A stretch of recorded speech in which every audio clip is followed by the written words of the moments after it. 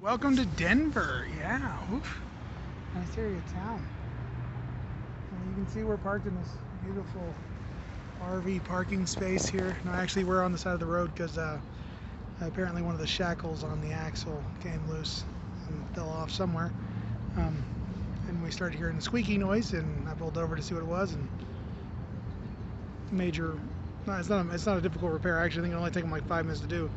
But every place is closed on Sunday at 4 p.m. So we're gonna have to be towed off the ground to a place, which I'm probably gonna have to sleep in the RV tonight to keep an eye on it because it's a rough area.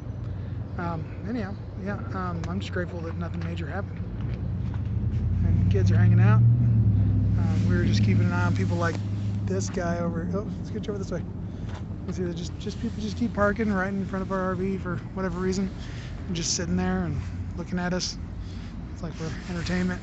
But anyhow, yeah, kids are doing good though. So Keisha's inside giving them a backpack, stay at a hotel tonight. So RV life. What?